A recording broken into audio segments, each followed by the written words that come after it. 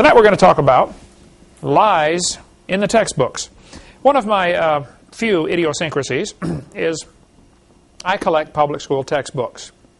I have hundreds of them. I just brought a few with me tonight. Since I taught biology and earth science and physical science for years, it's always been fascinating to me to study these books and see how different people, present the subject. And so we're going to talk about some of the lies in the textbooks. I think one of the most important things in my seminar is this session. We're going to try to cover a lot more material than normal, though, about what's in these textbooks anyway. I start off in my seminar giving an illustration to make the point. I'll give it here so you can see how this fits in perspective. It has always amazed me, after teaching school for 15 years, how two people can look at the same thing and come to opposite conclusions of what they're seeing. Two people look at Grand Canyon. They're both looking at the same canyon. And one of them says, "Wow, look what the Colorado River did for millions and millions of years." The Bible-believing Christian stands there, looks at the same canyon, and says, "Wow, look what the flood did in about 30 minutes. It's just a matter of how you want to look at it. Same canyon, two different ways to look at it. Textbook says, over millions of years, the Colorado River has carved the Grand Canyon from solid rock. Now, just hold on a second. Does he know that, or does he think that? He doesn't know that. He thinks it took millions of years to form the Grand Canyon. I do debates all the time. Last night on the show, we were on the radio all night long till 4 in the morning. Several of the folks that called in were talking about, oh, Grand Canyon took millions of years to form. No, it didn't take millions of years to form. I tell them in the debates, this one professor said, obviously, Mr. Hovind, it took millions of years to make the Grand Canyon. I said, well, sir, did you know if you built a dam across Grand Canyon, a huge lake would fill in behind it, covering several states. I mean, it would be a gigantic lake. Of course, it would take a lot of dirt to fill in the canyon, but still, it would back up a giant lake behind it. This picture with the white shows, that's what's called the snow line. Between these two red lines is what's called the Kaibab uplift. Now, Grand Canyon, it cuts right across the middle of a ridge, sort of like a long, narrow mountain called a ridge. If you push the carpet up against the wall, it would wrinkle. That would make a ridge. Grand Canyon is a slice right across a ridge called the Kaibab uplift, K-A-I-B-A-B, Kaibab. The top of the Kaibab uplift, that ridge, is roughly 7,000 or 8,000 feet above sea level. Way up there. Now, the bottom of the canyon, where the river is only 1,800 feet above sea level, so it's more than 1 mile deep. Absolutely gigantic canyon. How many of you have ever seen the Grand Canyon? Huge hole in the ground. Unbelievable. 180 or 200 miles long between those two red lines. This is a picture from a satellite. The river enters the canyon up at the far right corner at 2,800 feet above sea level. And the river flows down to the bottom and left is the way it would flow from this angle here. So what we have here, as the river enters the canyon, it flows downhill, of course, and ends up at 1,800 feet above sea level. It drops about 1,000 feet. During that time, the ground is rising up. The Kaibab uplift is going uphill. Interesting. So I told this professor in this debate one time, I said, sir, did you know the top of the canyon is higher than the bottom? He said, yeah. I said, did you know the river only runs through the bottom? He said, so? I said, sir, the top of the canyon is higher than where the river enters the canyon by over 4,000 feet. Rivers don't flow uphill. There's no delta. Where's all the mud that washed out of there? Usually when a river cuts through, makes a canyon or something, and all the mud that washes out is out at the outside. It flattens out into a delta. No delta for the Grand Canyon. There's no way that river made that canyon. The flood made Grand Canyon. Probably in a few weeks. Certainly not millions of years. See, while the sediment layers were soft after the flood, the water could erode that very quickly.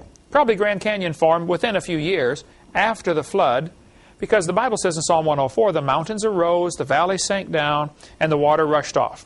During this time, probably huge lakes were trapped by the mountains lifting up, and it would take several weeks or months or years for that lake to overflow its own, find the lowest point, and overflow and make a spillway, and carve out Grand Canyon very quickly.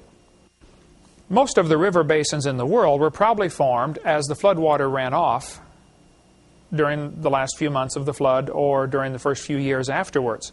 There would be drainage patterns would have to be established, and as the water soaks out of the ground, gradually the ground would dry out and form the mountains and the rock layers that we have today.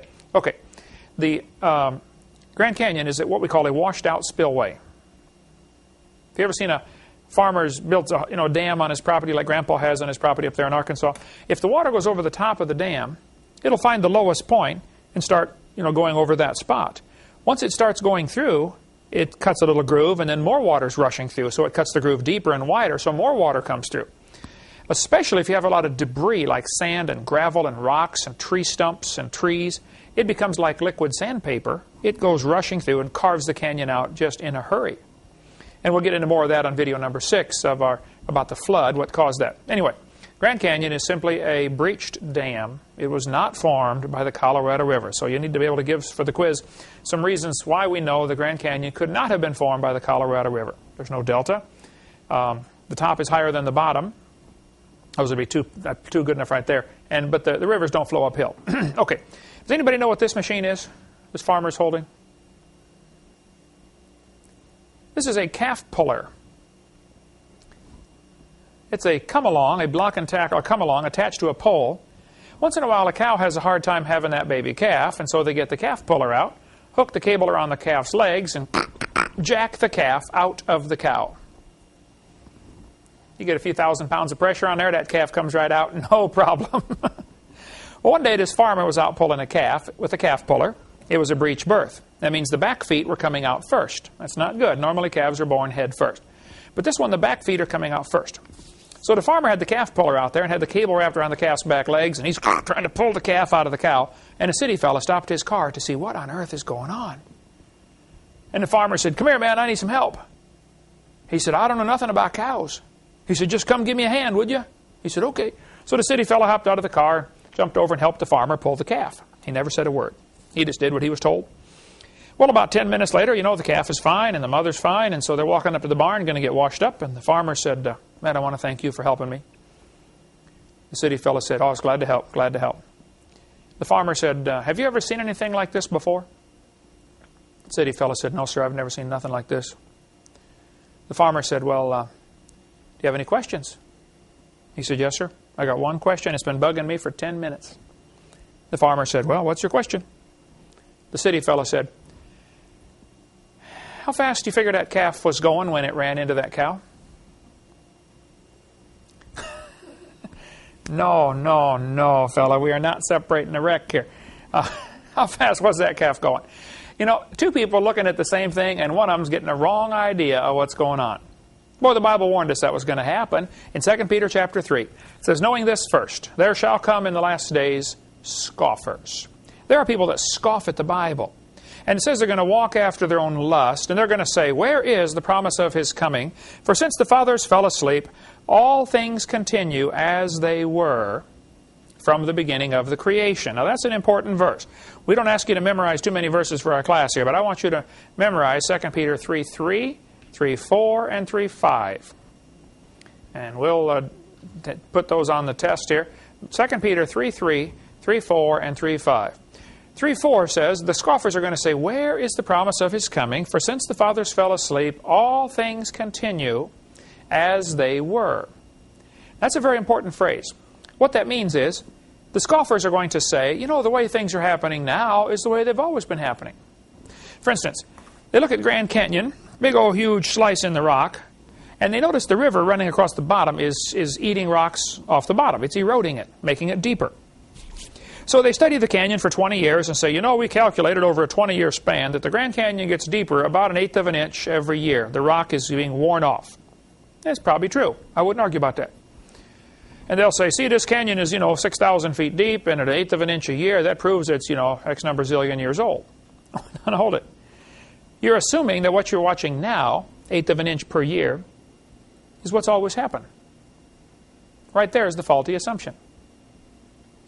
99% of that canyon was formed in a couple days, and the last 1% has been happening over the last 4,400 years since the flood.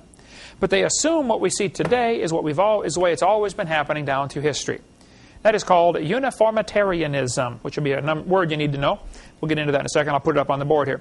The scoffers, the Bible says, will be willingly ignorant of how God made the heavens and the earth standing out of the water and in the water. We covered that in the previous sessions about what the original creation was like, how that the earth was made with a canopy of water overhead, and it was in the water and out of the water. And the scoffers are ignorant of the flood, whereby the world that then was, being overflowed with water, perished. This world was destroyed by a flood. And the scoffers don't want to admit there was a flood because that means, God has the authority to judge His creation. And He does, folks. This is His world. He can wreck it if He wants. Well, one of the scoffers in the last days was a fellow named James Hutton. In just about every science book, you read something about James Hutton. He lived in the late 1700s. He wrote a book in 1795 where he said, I think the earth is much older than everybody says. Now, you need to understand the history here. In the late 1700s, of course, we had our American Revolution. The English call it the Rebellion. We had our revolution in 1776 and rebelled against, King George, threw the tea in the harbor, making it unsuitable even for the British to drink. And in 1795, James Hutton wrote his book and said, I think the earth is millions of years old. Now, during this time, almost everybody in America, at least, and in the Western world, believed the Bible. They were strongly influenced by Christianity. And most everybody believed the earth was about 6,000 years old. So James Hutton comes along and says, I think it's, millions of years old. Well, that was a pretty new thought, and not many folks believed it. Also, during this time of the end of the 1700s and early 1800s, there were many revolutions going on. There were countries rebelling against the idea of a monarchy, a king. We had the American Revolution, the French Revolution, the Spanish, the Polish, the Italian, the German. What was happening was people were throwing off the king as a form of government. Now, the Tsar in Russia was the equivalent to a king up until 1917, right?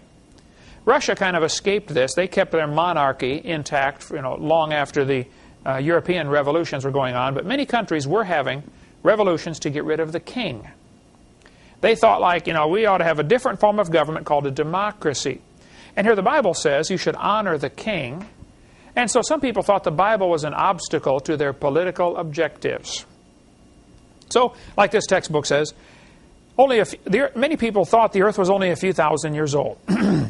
But in the 1700s, a Scottish scientist named James Hutton estimated the earth was much older. He used the principle of uniformitarianism. There's the word you need to know. Uniformitarianism means the way things are happening now is the way they've always been happening.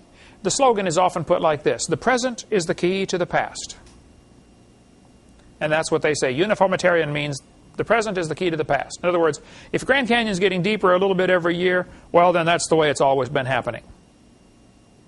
Actually, the Bible is the only reliable key to the past. But one of these scoffers, James Hutton, wrote his book, and he kind of developed this idea of uniformitarianism. Now, a young lawyer from Scotland named Charles Lyell read that book and became very influenced by it. Charles Lyell, and you need to know his name, Charles Lyell, the Scottish lawyer, hated the Bible. He lived in the early 1800s. He read James Hutton's book and was influenced by it. Charles Lyell wrote this book, Principles of Geology.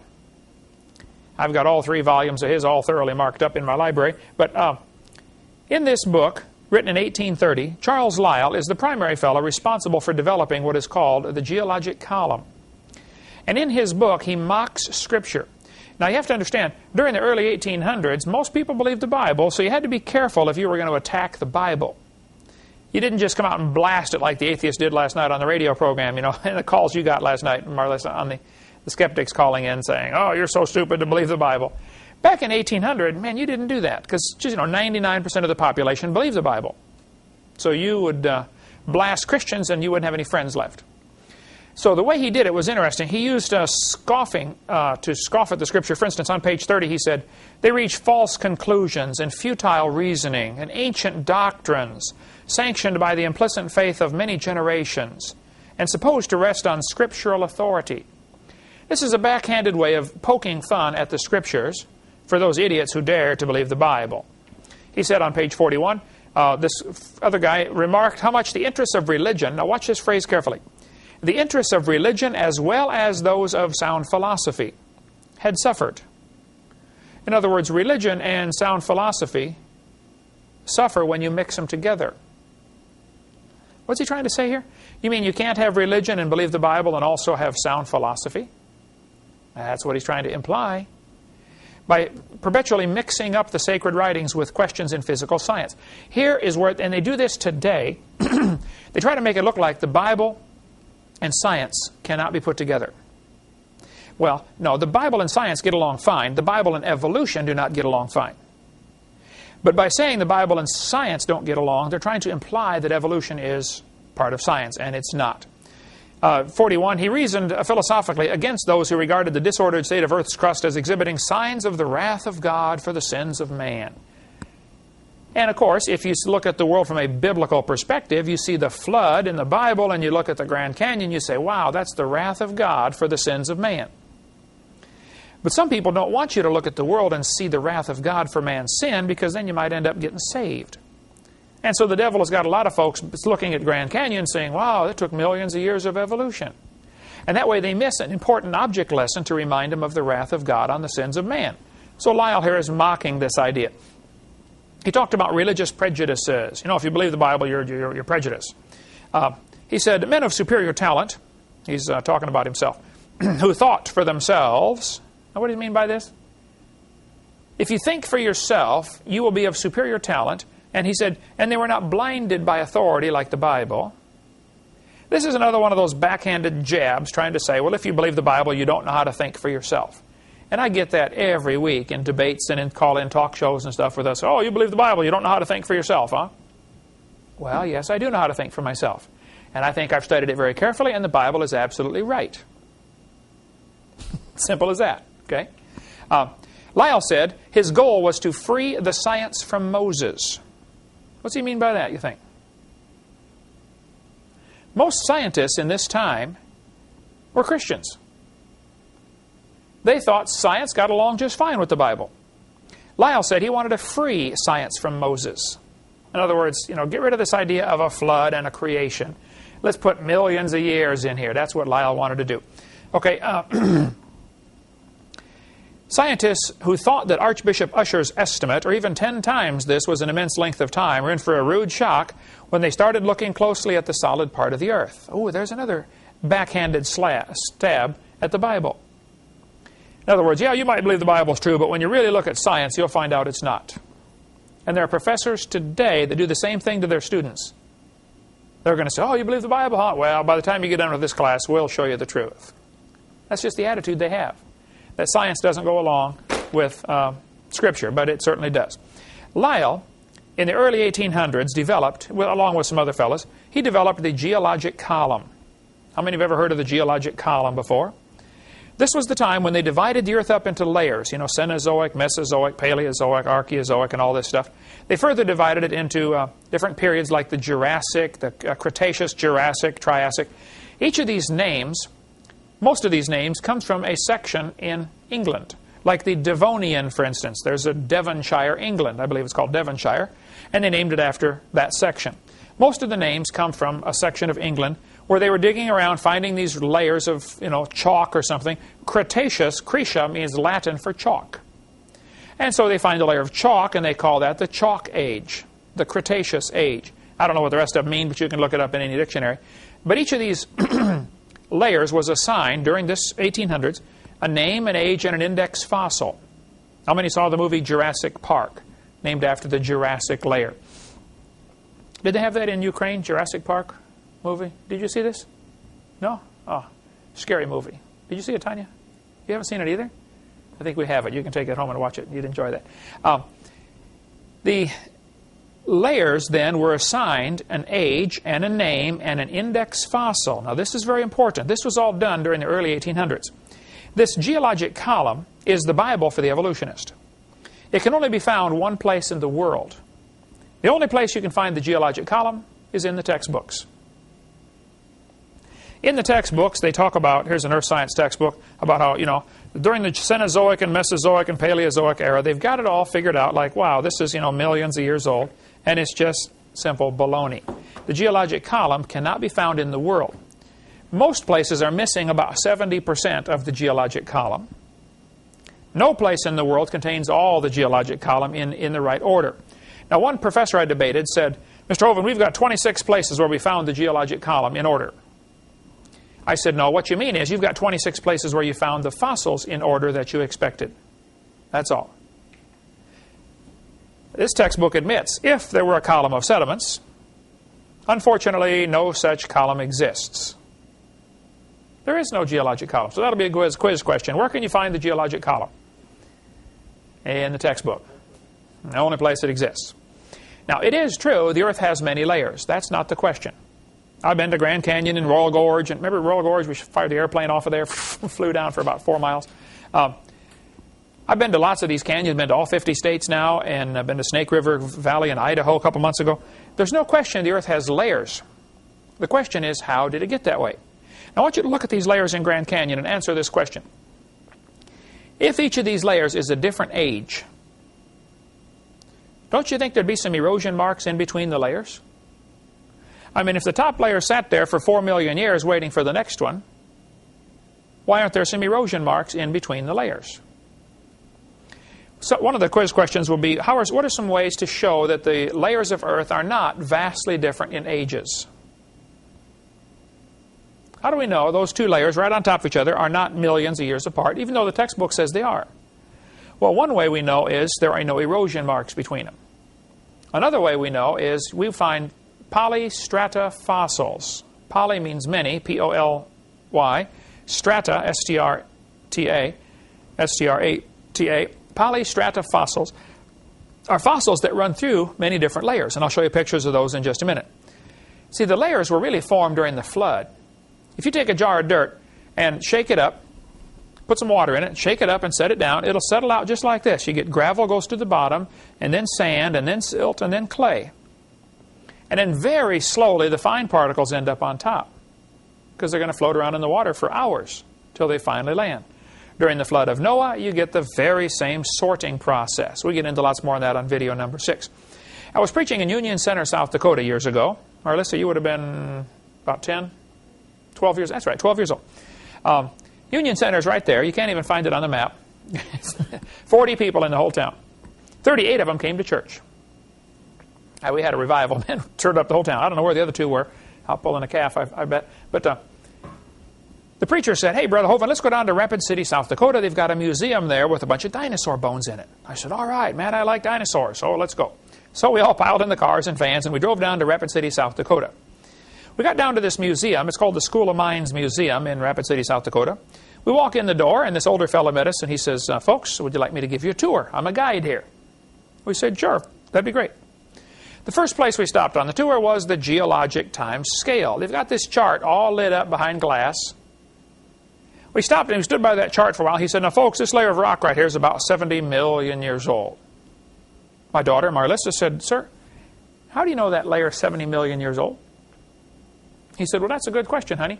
We determine the age of the layers by the types of fossils they contain.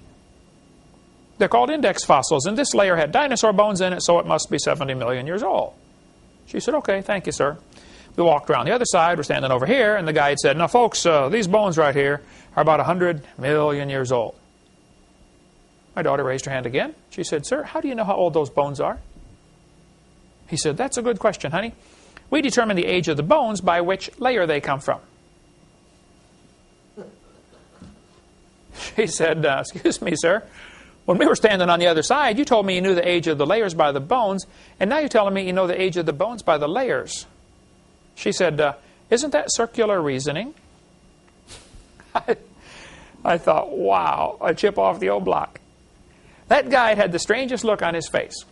It was almost as if he were thinking. He looked at me.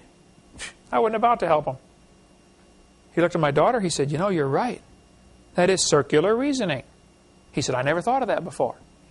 That poor fellow drove 50 miles one way that night to hear me preach in Union Center, South Dakota. The crowd swelled to 39. We set up a chair in the aisle. Afterwards, we talked for almost an hour.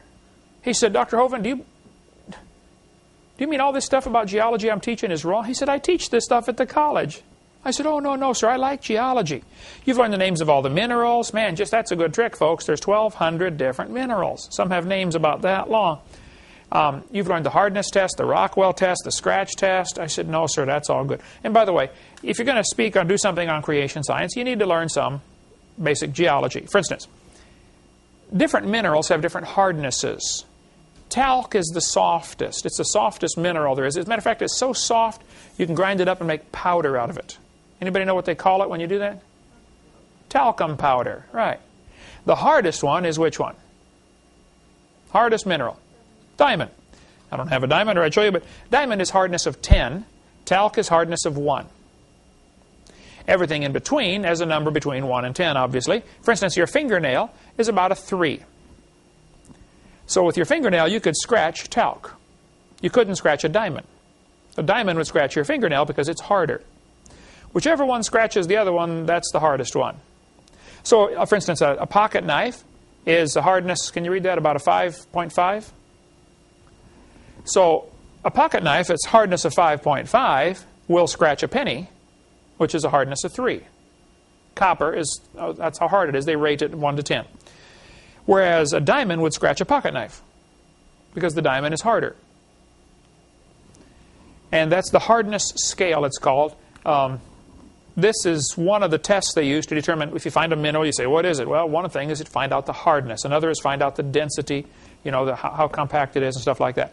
Doesn't matter. Anyway, there's a lot of different minerals. So this professor, I said, no, sir, you've learned a lot of good things about geology. You learned the names of all the minerals, the hardness test, all this. I said, yes, sir, that's all good. No problem there. But as far as the layers being different ages, I said, yes, sir, it's all baloney. Those layers are not different ages. It's all based on what we call circular reasoning. Let me cover this real quick and we'll take a break. Circular reasoning. This fellow said in about 1830, Charles Lyell, some other guys, independently developed a biostratigraphic technique. That's a fancy word for a geologic column. For dating Cenozoic deposits based on, watch this, they dated the deposits based on the proportions of living and extinct species of mollusk shells. So if you find some clam shells in a layer of rock, you would say, oh, you know, to change from this kind of clam to this kind of clam would take millions of years, so this must be millions of years older than this one. They start off with the assumption that evolution happened and that the clams slowly changed from one kind to another, and then they dated the layers based upon the clam shells found in those layers. The article continues, strangely, little effort has been made to test this assumption. This failure leaves the method vulnerable to circularity. In other words, circular reasoning. Use one to prove the other. Back and forth. Here's a textbook, page 306. They say, you should date the rocks by the fossils. Look what it says in yellow. The layers of rock can be dated by the types of fossils they contain. Now what is that saying? You date the rocks by the fossils. On the next page it said, scientists have determined the relative times of appearance and disappearance of many kinds of organisms from the locations of their fossils in sedimentary rock layers. Ooh. Now they're telling us that you date the fossils by the rocks. On the last page, they told us to date the rocks by the fossils, and now you date the fossils by the rocks. It is circular reasoning. The intelligent layman has long suspected circular reasoning in the use of rocks to date fossils and fossils to date rocks. The geologist has never bothered to think of a good reply, feeling the explanations are not worth the trouble as long as the work brings results. This guy said, it cannot be denied from a strictly philosophical standpoint that geologists are here arguing in a circle. The succession of organisms has been determined by a study of their remains embedded in the rocks, and the relative ages of the rocks are determined by the remains of the organisms that they contain. Even Encyclopedia Britannica can figure it out. It's circular argument. Use one to prove the other.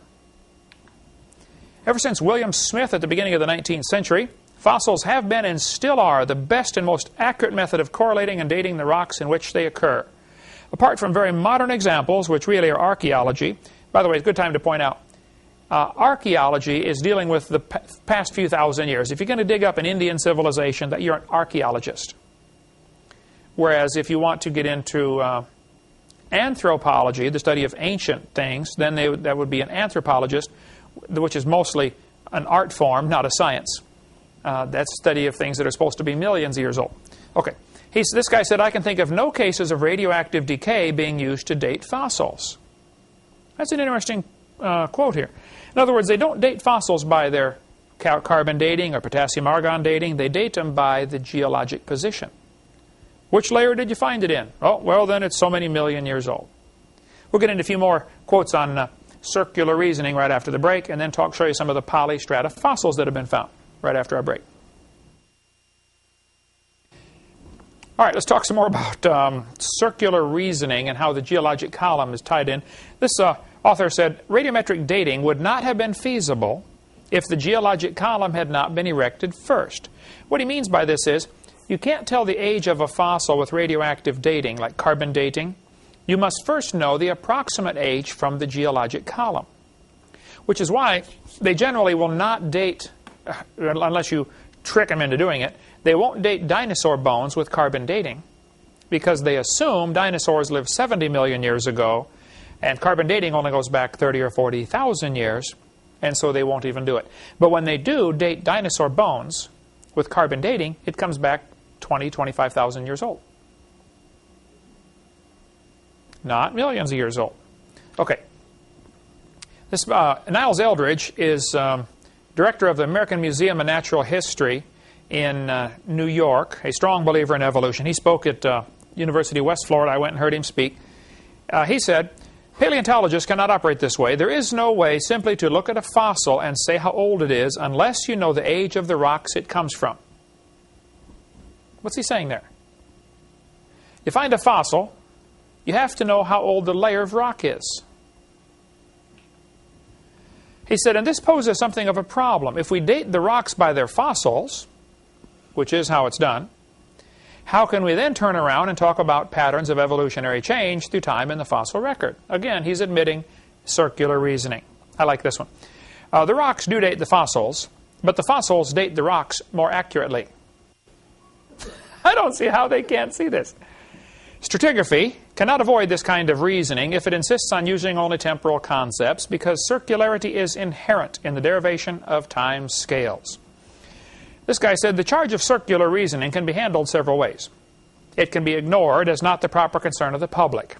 In other words, you can say, well, it's none of your business how we date the rocks. We know what we're doing. We're the professionals. It can be denied by calling down the law of evolution. It can be admitted as a common practice, or it can be avoided by pragmatic reasoning. But I'm telling you, it is based on circular reasoning. This Larry Azar said, are the authorities maintaining on the one hand that evolution is documented by geology, and on the other that geology is documented by evolution? Isn't this a circular argument? I like the name of the article. Biologists, help. You need some help, all right. I like to ask evolutionists the question. I say, now fellas, your geologic column contains limestone, sandstone, shale, sandstone, limestone. You know, limestone is scattered throughout there several times. Limestone is used as a building block. You can see me by a big brick building up in Indiana made out of limestone. It's a pretty hard rock, not quite as hard as, concrete, but just about as close. Limestone is obviously made from what's called a sedimentary rock. That means it was deposited out of water. It's made from sediment. Like if the bottom of a mud puddle hardened into a rock, that would be sedimentary rock, made from sediments. Limestone is obviously, as a matter of fact, the whole geologic column is made of sedimentary rock.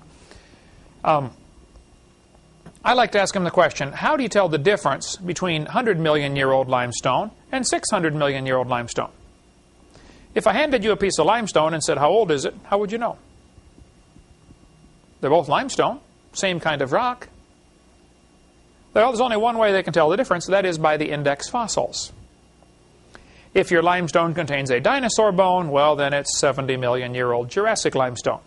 However, if it contains a trilobite, it's going to be 600-million-year-old Cambrian limestone. They date the rocks based on the fossils they find in it. Here's a trilobite. I've got a bunch of them in my office there. This textbook says, matter of fact, my textbook might be right here. If not, it's in my office there. Okay. He says, trilobite fossils make good index fossils. If a trilobite, such as this one, is found in a rock layer, the rock layer was probably formed 500 to 600 million years ago. Okay, now why do they think trilobites indicate the rock is 500 million years old? Well, because they started with the assumption that trilobites evolved first. See, the oldest life form, according to their thinking, is supposed to be 600 million years old. Well, if trilobites came first, we have a real problem. Here's a human shoe print where a guy has stepped on a trilobite. Now, according to their thinking, humans didn't get here till 3 million years ago. They didn't start wearing shoes till about 10,000 years ago. So how can you have a human shoe print on top of a trilobite?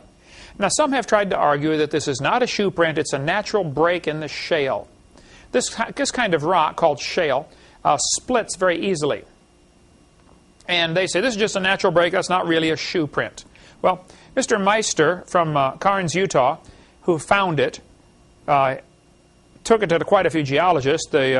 Dr. H.H. Doling of Utah's Geological Survey certified it is not a fake. Reader's Digest, Mystery of the Unexplained talks about this. A human shoe print smashed on top of a trilobite, on top of a smashed trilobite, would indicate trilobites and humans lived at the same time. Which I could have told them. The Bible says God made everything in 6 days.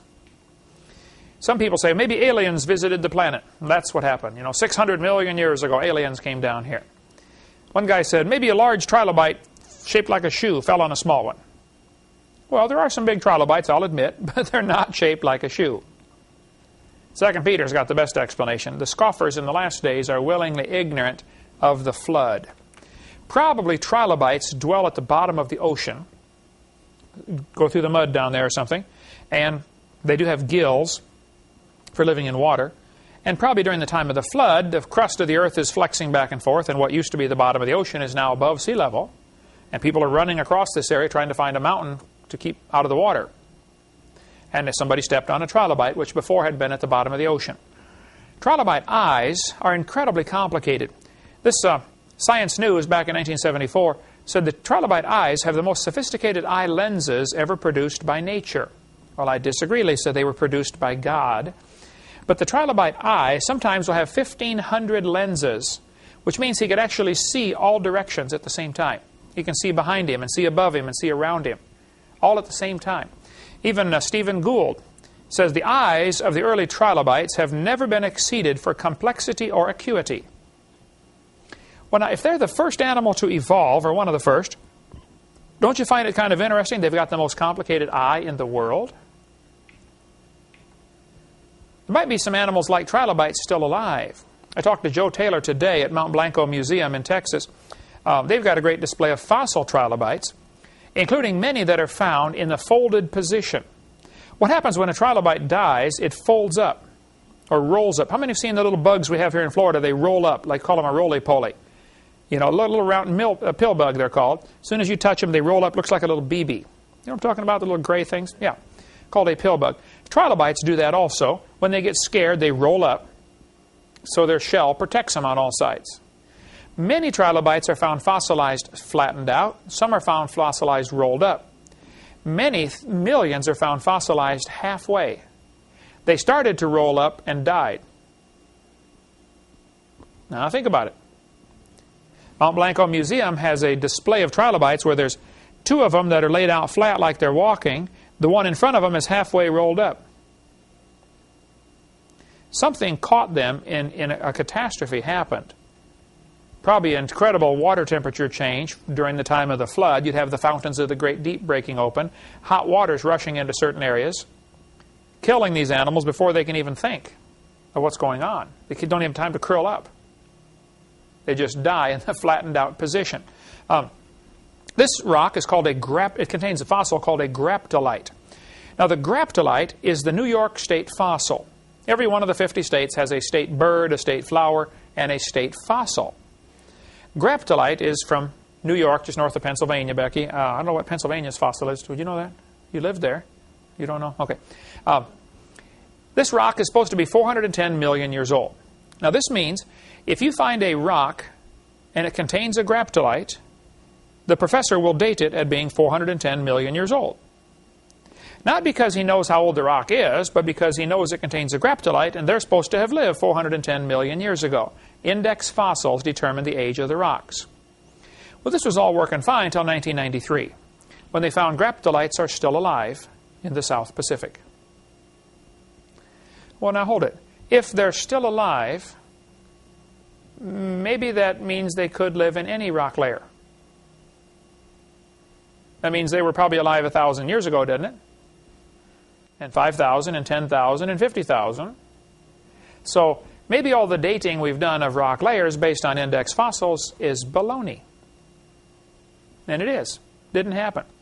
The textbook says, a fish with lobe-finned.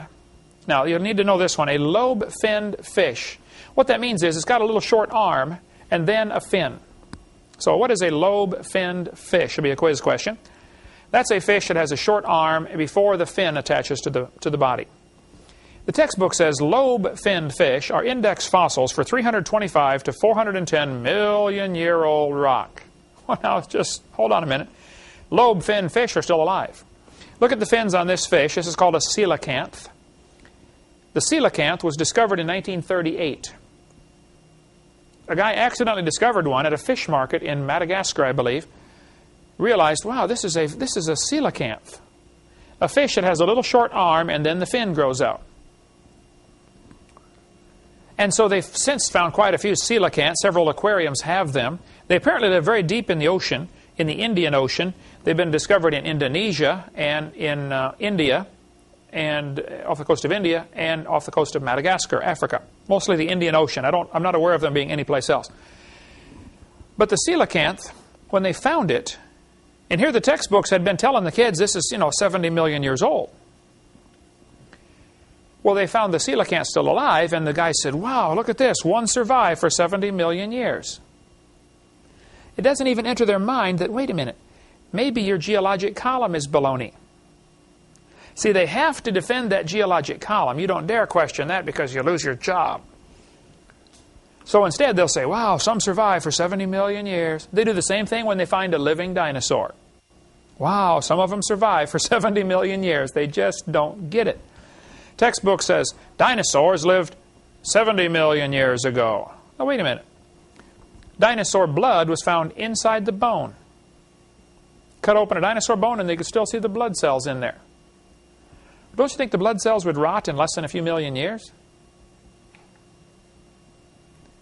Video number 2, we have some more on dinosaurs and humans still living together, of course, what we just covered in the last part. This is a biology book. Let's see, I don't think I brought that one, did I? Nope. Campbell? No. He says 18 million-year-old magnolia leaves from Idaho shale were still green when the rock was first cracked open. Now, what's the problem with his statement? He assumes they're 18 million years old. Truth of the matter is, probably that Idaho shale buried all sorts of things at the time of the flood. In the Reader's Digest, Mysteries of the Unexplained, there's a whole section about living toads that when you break open a lump of coal, a toad jumps out. Many stories have been told like that. In France, they were blasting a tunnel through a mountain to put in a railroad line, and they broke open this huge boulder of limestone, and with a piece of dynamite, they stuck some dynamite in, blasted this big rock to get it out of the way, and a pterodactyl stepped out, stretched its wings, 10-foot 9-inch wingspan, leathery skin. It squawked and died. Now how? Here they are in the middle of a mountain, solid rock. They've been blasting in this to make this tunnel, and a pterodactyl steps out. When they looked at the boulder that they just broken in half, there was a perfect impression of the pterodactyl on both sides. How would you explain that? Becky? Well, the rock cells evolve into an... Oh, rock cells evolve pterodactyls in the middle of them. Yeah, that could be. Well, I have a theory about that. During the flood, all sorts of things were buried. Many were buried alive. Now, frogs or toads, during the winter, they dig down into the mud, cover themselves up with a coating of mud, and go to sleep. How long can they last? Can they hibernate 5 years? 10 years? 4,400 years? I don't know. But I know there are lots of stories where live toads or live lizards have come out of rock. And I'll show you the stories in Reader's Digest, Strange Stories and Amazing Facts, or Mysteries of the Unexplained. These stories are told in many of these books, and it gives the documentation of who it happened to. Sometimes the toads are kept alive for weeks afterwards. I think the flood's the only explanation for that. You get these live animals trapped in these rocks. They're going to say each of the layers is a different age. Well, now, hold on just a minute. All over the world, we find petrified trees standing up. Darwin didn't like to round off the numbers, so he said the Wealden deposits in England were 306,662,400 years old. Oh, that's real good, Charlie. How do you know this now? Explain this to me. Here's a petrified tree standing straight up. This one's in Germany, but they're found all over the world. Petrified trees standing up. Notice it's running through many different layers of rock. This is another one of the proofs that the layers of rock are not different ages. Here's a petrified tree with me standing next to it. This one's from Yellowstone National Park in Wyoming. In Yellowstone, there's this place called Specimen Ridge. I was there a couple years ago when Eric graduated from the college out there. And we went to Specimen Ridge. There are petrified trees standing up. None of the trees are more than 500 years old. They have less than 500 rings. Many of them run through 4 or 5 layers above the one that they're in. Nearly all of them have roots that go out a short distance and stop. If a hurricane came through town here and knocked trees down, it would knock the tree over and pull up a root ball. Does it get all the roots out of the ground? No, it breaks them off, doesn't it? It'll break them off, depending on how strong the root is, it'll break it off somewhere. And you end up with a root ball. Now, during the flood of Noah, I bet there were zillions of trees that were ripped out by the roots, floated around, and redeposited. They float along and the water slows down, so they stop and settle to the bottom. And then a new layer of mud comes over the top. And then another layer of mud, and then pretty soon some more logs float by, and they end up getting deposited. You ended up with 27 consecutive layers of logs, of tree stumps, at Specimen Ridge, Wyoming, in Yellowstone. Now, the evolutionist will say, see, this proves the Earth is millions of years old, because what happened, the forest grew at least 500 years, then it was buried, then new trees started to grow, and they lived at least 500 years, and then they were buried, and then new trees started to grow. So you've got to take 500 times 27, minimum, which is what, 14,000 or 13,500 years. They'll say this is minimum of 13 or 14,000 years old. No, no, no. These stumps go, if one tree stump goes up through into another layer, it didn't sit there for millions of years waiting for the next layer to come. It would have rotted and fallen over by then. When a tree dies, it rots in a few years and falls over. Petrified trees that are standing up are found all over the world. There's a guy by one in Joggins, Nova Scotia. Quite a few have been found there. I got some other more modern pictures. Here's one from Alabama. This guy's a friend of mine up in at Troy State. No, Don Patton. I don't know Don McDonald, but I know one of the other guys there. He said, we find petrified trees in coal all the time. He's a miner. They dig up coal seams. And you find this tree, and it extends up right out of the coal into the next layer of rock. Sometimes the top part of the tree is petrified, and the bottom part of the tree is coalified. I got a rock in the right above your desk there, Becky. The outside is petrified, the inside is coalified. Turned to coal. Same rock. Interesting. Here's some from Joggins, Nova Scotia. This family took these pictures for me. From the little kid sitting there putting her hand on a petrified tree standing up. Can you see that one? It obviously went way down. Most of the pieces have now fallen out of the cliff. But there are petrified trees standing up, running through multiple rock layers. In Germany, they're found. In France, in many parts of the United States, these petrified trees are found. In California, they find lots of petrified trees standing up, running through multiple rock layers. Sometimes the trees are upside down. The big end is on top. Now, how could this happen slowly over millions of years? I've thought about it for a long time, and I think the evolutionists really have only 2 ways to solve this. Number one, they can say the trees stood there for millions of years while the dirt slowly formed around them. What would be the problem with that theory? the tree would rot. The tree's going to fall over. It's not going to stand there for millions of years. Or number two, the trees grew through hundreds of feet of solid rock looking for sunlight. Well, then you got the problem, who planted the seed? And how did it know there was sunlight hundreds of feet above it? The simpler solution is the trees were buried in a big flood. See, how fast was that calf going? Keep that thought in mind, right? The flood formed nearly all the layers of rock that we see in the world, and we have polystrata fossils to prove it. We'll get into more of that later. This geologic column does not exist anywhere in the world except in the textbooks. But you need to understand the history of the times. In 1830, when that book came out, things were becoming pretty prosperous in the world. It was the age of industrial revolution, lots of new machines. In the old days, if you wanted to make a shirt, you had to go get the cotton, spin it into thread, weave the fabric, sew the shirt. It might take you 3 weeks to make a shirt. Now they got machines that can make a shirt in 3 hours.